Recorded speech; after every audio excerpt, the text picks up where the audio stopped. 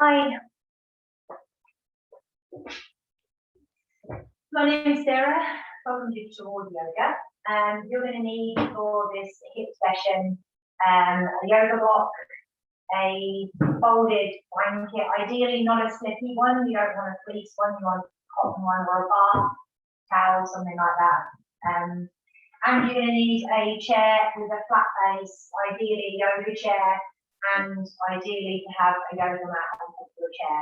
So you go and pause me and then go and grab those things and then come back and we'll get started.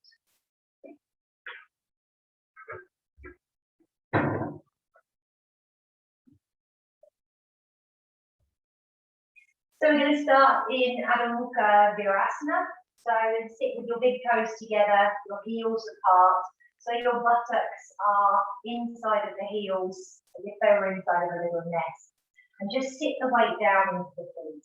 If it's problematic for your ankles, then have the rolled blanket going across the waist underneath your ankles.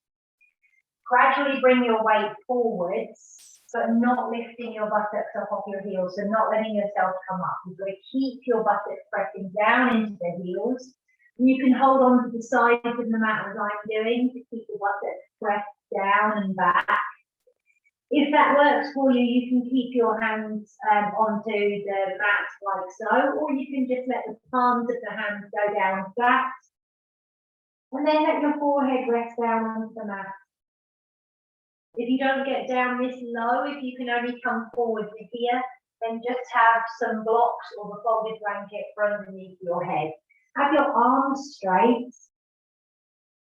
And really draw your hips back. So feel that your waist moves back. And as you reach your waist back, you reach your armpits forward towards the fingers.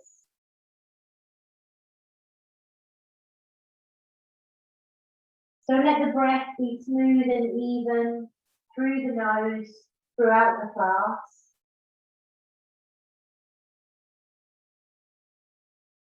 You're trying to extend the front body. So from pubis through to sternum, lengthen the front body. Feel the sides of the body lengthen also.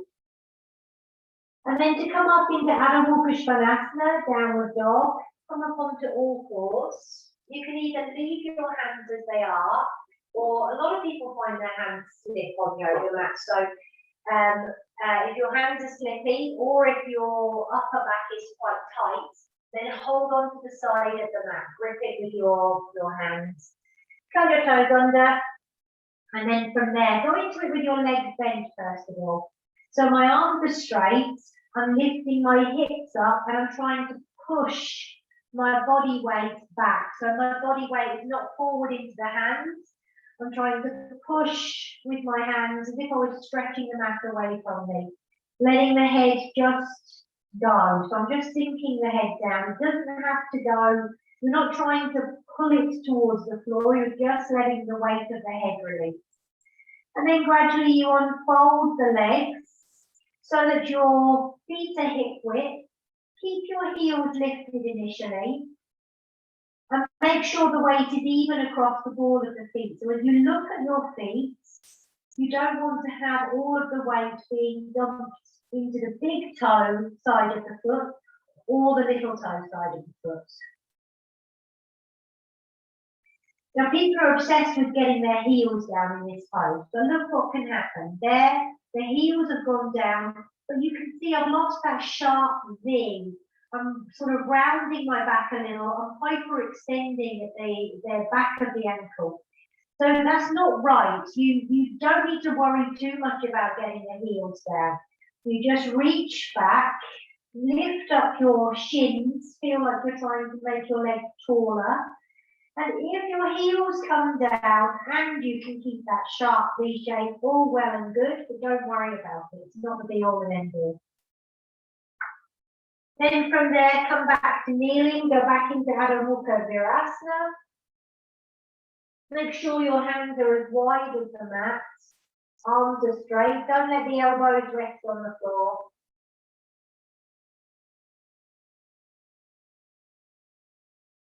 And then come up to standing. So I want for you to be in Uttanasana. So you're going to stand with your feet hip width. Have your hands onto your hips and just come forward halfway. So try not to push your hips back. When you bring your body forward, try and keep your buttocks forwards as you hinge at the hips. And then from there, you can place blocks or bricks underneath the hand, or you can have the chair in front of you. You can have your arms or your hands onto the chair seat if it's difficult for you to reach the floor. And if you're reaching the floor and your legs are bent, you're just touching with your fingertips, come up and put your hands up onto the chair so that you can see how straight my back and my legs are. It needs to be so that you're extending the front body. You're not shortening the front body and concertinaing the front body. Have the weight even across the feet, so your weight is even from the big toe side to the little toe side and from front to back. And I'm not lifting my chin up and straining my neck. I'm just looking at the mat in between the hands, trying to keep this length from pubis to sternum. If you're not feeling a stretch onto the back of the legs, you can let yourself come down a little bit more. Perhaps the palm of the hand comes down onto the floor. But honestly, so many people that are teaching yoga are naturally incredibly flexible and also hypermobile. Their joints are unnaturally flexible. So that even as kids, they could kind of get their legs behind their head. And it's presenting a false idea of what is achievable for a normal body. So don't worry if your body doesn't come down, your hands don't come down onto the floor. That's completely normal. So be on your chair, just let your head hang and don't worry about it.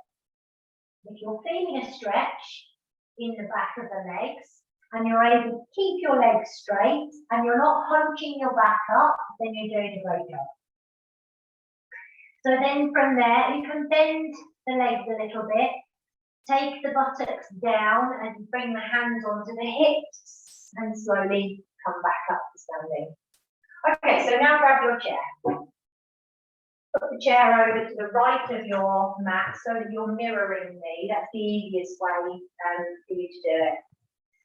So you're going to stand about 1 metre or so away from your chair. Have your right leg up onto the chair so that the heel is at the front edge of the chair. It's okay for your toes to be up. So I want for your standing leg to be vertical. Don't be standing too close to the chair so that the hip is pushed over. And don't be too far away so that your standing leg is sloping. Just have that completely vertical. Okay, have your right heel in line with the middle arch on your left foot so that your feet are in line with one another. And if you don't think about it, if you're quite tight into here, this right leg will roll in. I'm exaggerating it. You want to try and roll it out. So you want your right kneecap facing the ceiling and your left kneecap facing towards me. So you have to feel like you're opening and turning your thighs away from one another. It's called an external rotation. Here's the center and you're rotating away from the center. So you want to keep your left thigh as if it was looking to the left and your right thigh as if it was looking over to the right. The other thing that tends to go wrong in this pose is when you're very tight in here, your body will make this right hip lift. So just make sure that your right buttock at the back is going down and that, you know, if you can feel it quite strongly in here, again, that's 100% normal. So just try and sit your right hip down, let the buttocks move down in the back so that from the side, you're not sort of arching and sticking your buttocks out like this, but you're lifting your pubic plate up and lengthening your lower back. So then from there, take your arms out to the side. And then you're going to reach over to the right. So it's a bit similar to Trikonasana for those of you that know it.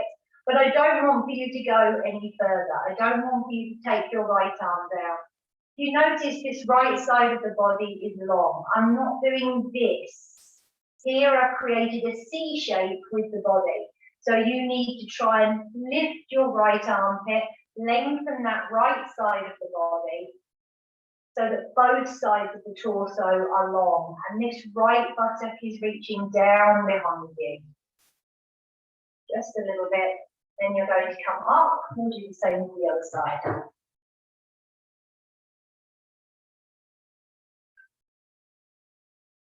So your right leg is completely vertical, left foot is up onto the chair, taking the arms out and now you're all in the way. So keeping your left buttock down, turning your thighs in an external rotation as if they were looking away from one another. And then from there, keep this left armpit lifted as you reach over just a little bit. And what you're trying not to do is this, turn your body forward towards me. This right side of the body has to stay back. So keep rolling your right shoulder back. You imagine the center line of the body, everything to the right of it, turning as if it was trying to look to the right. And then from there, slowly come back up. Chair over to the first side. So now you're going to stand closer to the chair. Your right leg is going to be at a right angle. So you've got your right knee over the heel. Standing leg is completely vertical. Press your right knee with your palm of your right hand. What I'm trying to do, if I turn sideways onto you, what I'm trying to do is to not let my knee fall inwards like that. You're trying to push the knee back so that your inner thigh is in line with the front edge of the mat. Because this knee wants to just collapse in. So you have to push it back just so that your inner thigh is in line with the front edge of the mat. So your right hand pressing against that right knee. And then I want for you to feel as if you're gripping your buttocks forwards. So if you can imagine the midline of the buttocks, you divide them into three. There's the top section of the buttocks, the midline of the buttocks, and then the bottom. So this midsection, you want to feel as if that's really gripping into the body. You're not letting the buttocks puff out behind you. So squeeze the buttocks forwards as you squeeze your right knee back. Remember not lifting this right hip and right buttock, keeping that down. And as I press my right hand into my right knee, I feel I can move my right ribs forwards so that this left side of the body is turning slightly to the left. It's actually just facing towards you, but if I relax, it wants to do that. So you have to grip and turn. So now you can put your left hand onto your hip. You can let the right arm slide down that right leg. And you don't have to come this far. If coming down this far is making you turn like this, then come up and just move the tiniest bit so that you're keeping this left side of the body turning as if it was trying to look to the left. It's not always best to just do more. Sometimes it's best just to move a little bit and to be quite sensitive, be aware of what's happening when you're moving.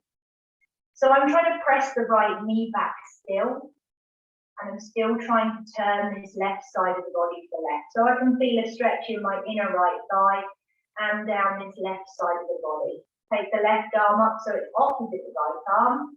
This is in preparation for Prasarita, Utthita, Parsvakonasana.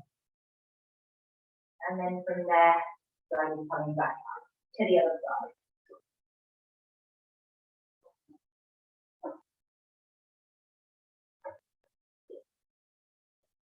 So your left heel in line with the middle of the right foot. Press the left knee back with the left hand. Grip the center line of the buttocks forwards. And you're making sure that you're not lifting this left hip up, you're keeping your left buttock down at the back. And then from there, just see if you can slide down that left arm in front of the knee, just a little bit, trying not to bring your body forward. So keep your torso so that it's in line with this inner left leg. Keep the buttocks gripped forwards, and you're not leaning forward. So just go to wherever feels right for you, and keep trying to, as you press your arm or your wrist against that left leg, to bring these left ribs through so that they're not pointing towards the floor, they're trying to turn. And this side of your body is long. Remember that last pose that we did a moment ago, where you had both sides of your torso long? You're not shortening one side down like this, creating a C shape. So keep your left armpit lifting up away from your left hip. And then slowly come back up. Back to the side. Okay, so now you're going to stand a metre away or so, depending on your leg length, obviously, but roughly so that your standing leg is slightly going out to the side. Okay. It depends how tight your hips are. You may have to move your standing foot in a little bit closer towards the chair. Keep the right hip down, and then from there start to bend your right leg just a little bit, so you're not just dropping yourself into it. Bend it a little bit. Make sure you're not letting your right knee roll forward towards knee. Keep the right knee back, so your inner right thigh is in line with that front edge of the mat. And make sure that you're not sticking your buttocks back and leaning your body forward. That's another escape route. Your body's brilliant at avoiding the stretch. So you've got to keep your right knee back. Feel that you're lengthening this area here, and you're trying not to lean forward. You're keeping your upper body back. So every now and again, if you feel you can move your hips a little bit more towards the chair, then you do, but it's little by little. Now, the more yoga that you've done, the more aware you'll be of the importance of the feet. So you have to really tuck the baby toe side of the back foot down. If I drop the arch of my back foot, you can see what a catastrophic effect it has on that back leg. So you have to feel that your inner ankle is lifting, and that the baby toe side of that back foot is pressing down, so that I'm lifting right up into this left groin. Lift the pubic plate, turning your torso to the left. And then from there, you can let your right arm, if you feel you can come down a little bit more with your right arm. I'm not trying to hold on to the chair. I'm not thinking, oh, more is best, must go further, must go further. It just gets messy. So just take your time and just move little by little. My torso is not resting on the thigh. I'm pressing with the feet so that if I was to take my arm away, I wouldn't collapse. So you really have to use your leg muscles. Some people rest like this in this pose. And then from there, slowly come up. And we'll go to the other side.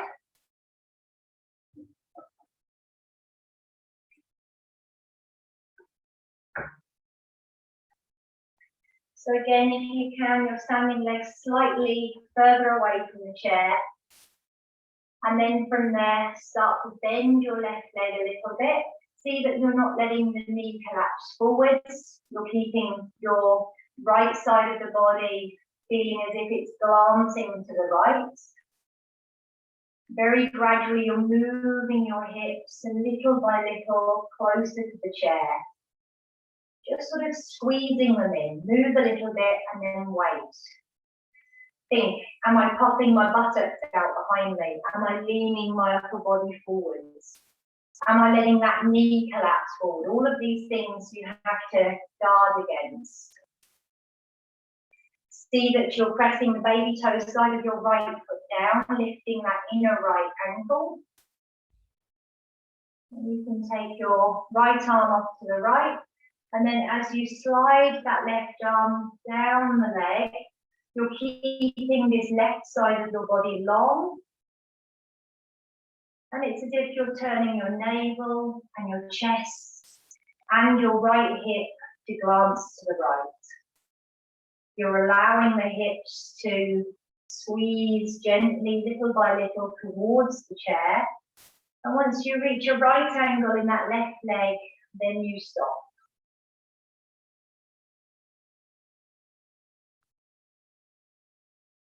And then slowly come back up. Okay, so now without the chair, we'll do a little bit of work in Parigasana, and then we'll do full Utthita Parsvakonasana. I'm not used to not teaching to people, just having a little camera there looking at me. Very weird. Right. So you're kneeling up in Parigasana. I'm using the front edge of the mat as a guide. So I've got my left knee at the front edge of the mat, and it's on that folded blanket. And I've got the big toe side of my right foot against the front edge. You can see that I've put the block underneath the ball of the foot. Don't have it pushed right up under the arch, just have it under the knuckles of the toes and the toes themselves. So the same thing really, I want my right knee to be looking up towards the ceiling and my left thigh to be facing forward. So I'm trying to externally rotate, head the arms out.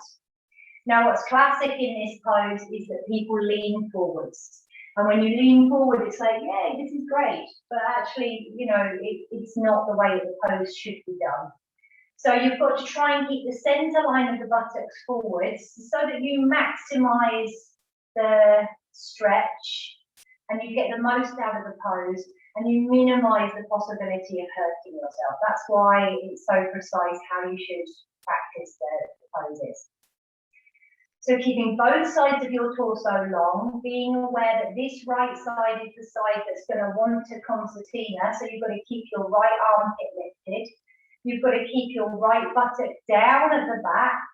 Start to reach over. Very similar to what we did at the beginning with the chair.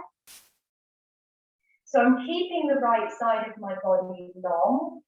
Let the left hand come down onto the hip and roll this left shoulder back. Keep turning your navel and your chest to the left. You can let the right hand come down onto the leg, and you're trying to keep this right side of the body long as you reach your right hand along.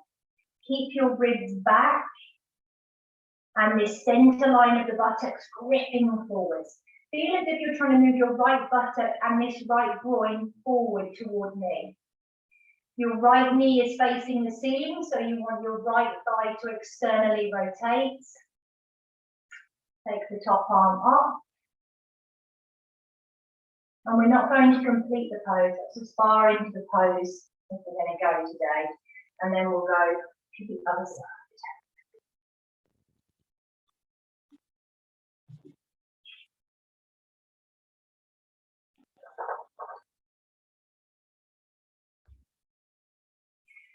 If you have the block too far away, then this thigh is too much slanting over to the side.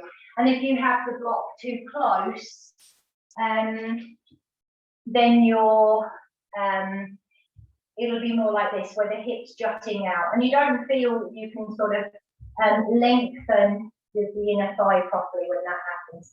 Let's see too far away. I'm optimistic about how long my leg is. So turning this left thigh out, keeping this right side of my body moving off to the right. Take the arms out. And it's this left side of the torso now that you need to keep an eye on. So as you reach over, you have to keep lengthening the left armpit away from the hip, turning your chest and your navel and your hip to the right. You can let the left arm come down, so the hand is onto the leg, and as I press my hand onto the leg, it helps me turn more, it helps me bring these ribs, underside ribs around a little bit more.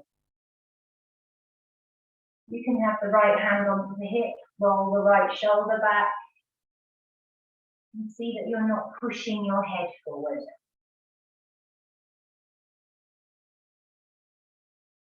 And then from there, come back up. So go back to the first side.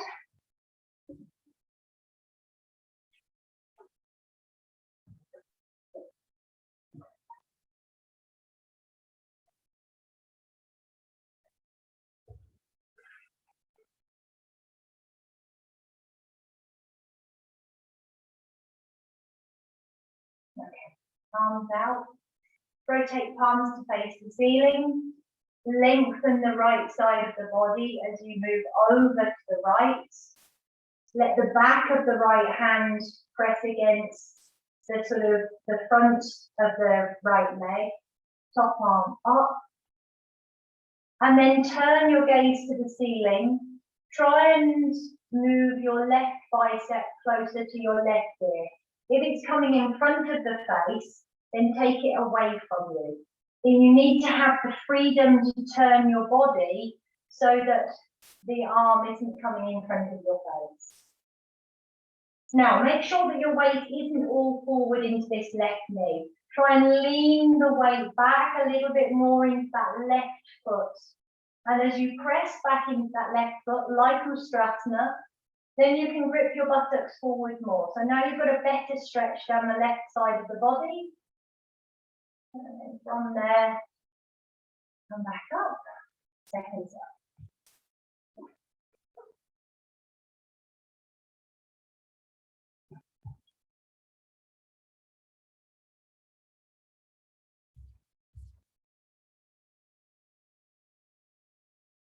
So arms out.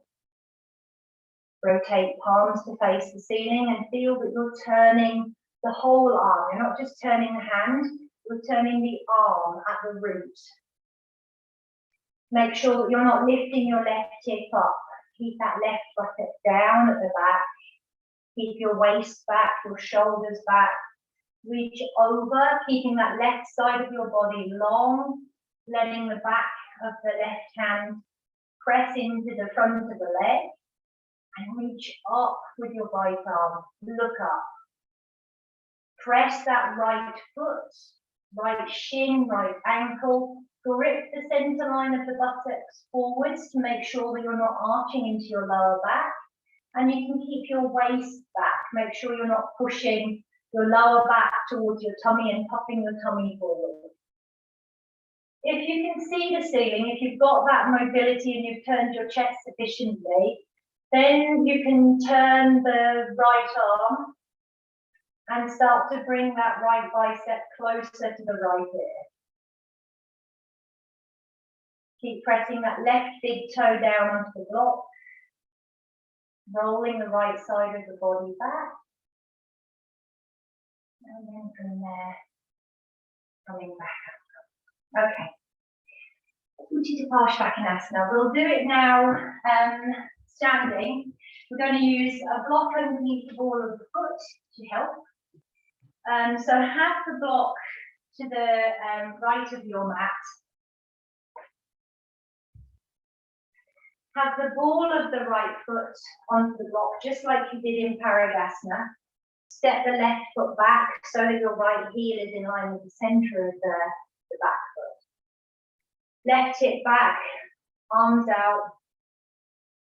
And then from there, just like you did on the chair, you're gradually bending your right leg, allowing your hips to move over. I'm not moving my shoulders. I'm keeping my shoulders above the hips, just moving my hips over. Then from there, left hand onto the hip. You can bring your right elbow on top of the knee initially.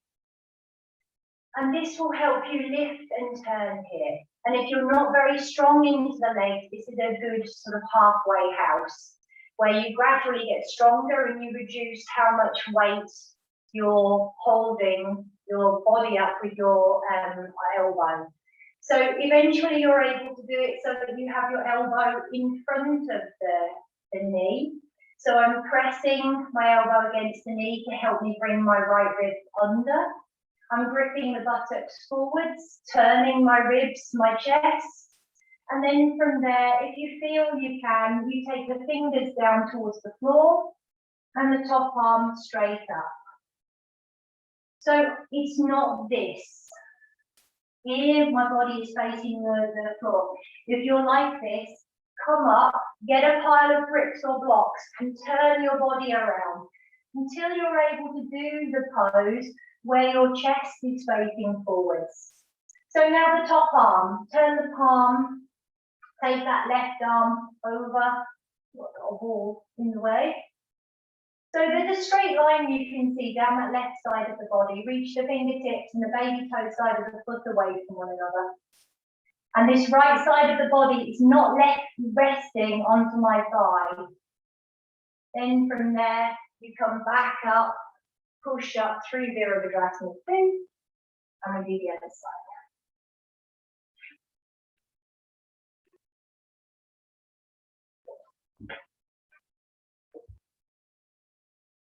So you have your ball of your left foot up onto the block, arms wide. And then from there, gradually feel as if the action comes from this right hip. Move your right hip across to the left. So keep moving very gradually, very slowly. Lengthen both sides of the torso. And then from there, you can put the right hand onto the hip. You can have the left elbow on top of the knee initially to help you get a nice turn. Now, if you've gone too short in the pose, your knee goes over your toes. So you need to lengthen the pose. If you've gone too long, then, you're sinking. Your right groin is dropping below the height, your left groin is dropping below the height of the knee. So you need to go to the point where you've got a right angle in your left leg. So then from there, bring the elbow in front of the knee, if you feel you can. Roll your torso to the right. And then from there, if you feel you can, fingertips go down, top arm straight up. So I'm pressing the baby toe side of the right foot down, turn the palm of your top arm, and reach that right arm over. Look at the ceiling past your right arm. So both feet are pressing down. I'm trying to not drop my torso down onto the leg. And then from there, push up, come up through Virabhadrasana 2. Legs together. Okay. So let's finish with Adho Mukha Virasana. Big toes together, knees open wide. And again, sit the buttocks down, slowly let yourself lengthen forwards and down. Because if you did arch your back a little bit in that pose, and we're not perfect, we really try to work the best that we can so that we don't overwork certain parts of the body. But if you did overwork this area, then when you come forward into this pose, it will feel quite nice. It will stretch that area. So just let the head release down, let the arms be straight, reach the hips back.